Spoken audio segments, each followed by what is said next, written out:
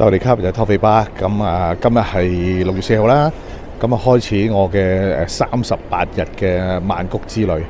咁啱啱頭先我哋就翻嗰個巴士時間咧，我哋早咗啲嚟，本來約咗啲團友們咧就6點嘅，但係我哋5點半已經嚟到啦。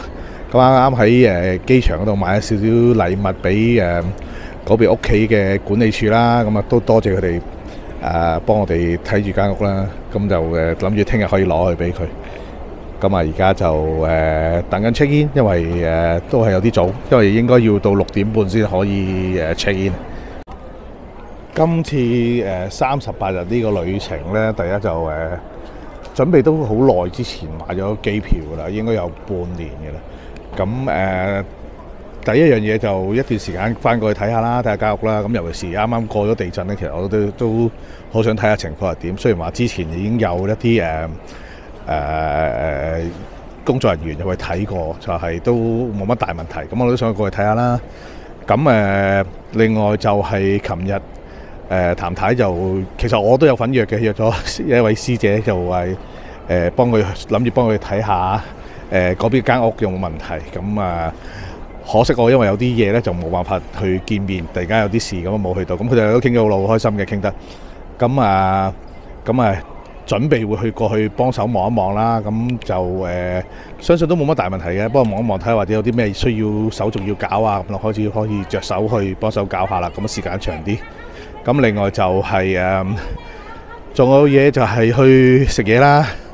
咁呢幾個月，上次離開泰國之後都2個月都好鬼忙，係咁盡量執晒啲嘢，因為後邊唔喺香港嘅時候實在太耐啊。咁盡量做好晒啲嘢。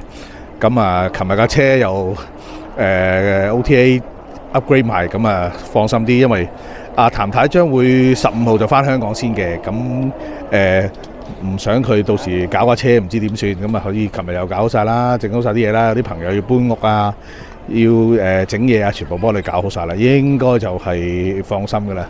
不過而家都好方便嘅。咁我諗下，好似我未試過離開香港咁耐啊。上一次離開咁耐應該就係超過1個月咧，應該就係細個跟屋企人去加拿大嘅時候。咁之後都未試過離開香港咁耐，咁所以都有啲少少緊張，少少擔心啦。咁就準備出發啦。原本咧我嘅計劃咧就去到6月27號嘅，咁但係後尾咧因為啱啱契仔契女放暑假咧，咁就佢哋7月頭過去，咁我譚太幫我改咗張機票啦，就去到11號。咁所以今次真係最長嘅旅程。跟住我哋入咗嚟咧，就買翻啲手信過去送俾啲朋友仔。到啦，咁阿聯酋呢班機咧，係其實上次都係噶啦，咁就去咗新嘅機場新嗰邊，咁我都要搭無人駕駛。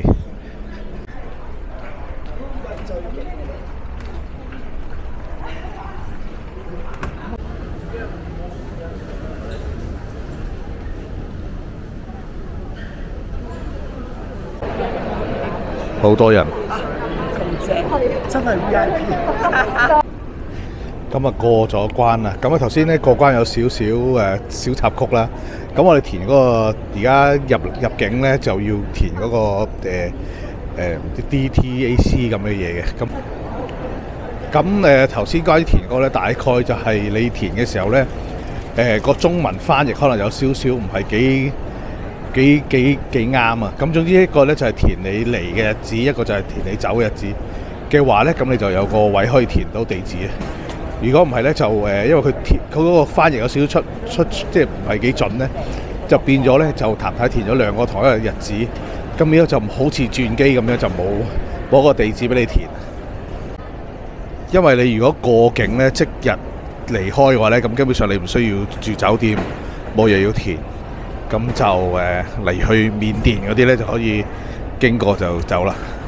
我哋出嚟就 call 咗 boat， 就上咗車，都好快心。今朝檢查過咧，最嚴重咧就係呢啲，或者呢啲位有啲裂咗。最明顯咧就係窗呢個位。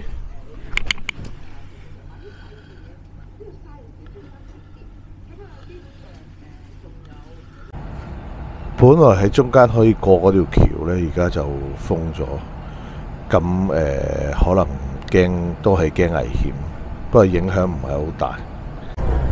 咁之前聽過呢，就話呢度有呢個交通燈。咁而家睇過呢，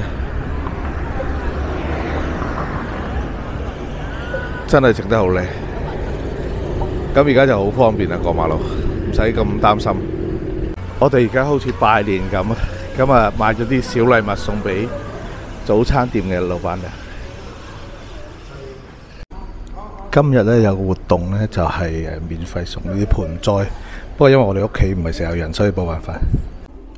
頭先同管理處聯絡咗啦，咁跟住就上咗去樓上幫個朋友呢，就開門俾佢哋去檢查間屋。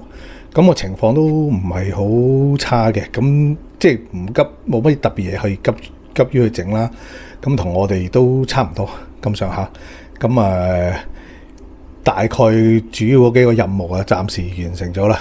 咁今日係咁多先。咁我哋準備去 hea 下啦。拜拜。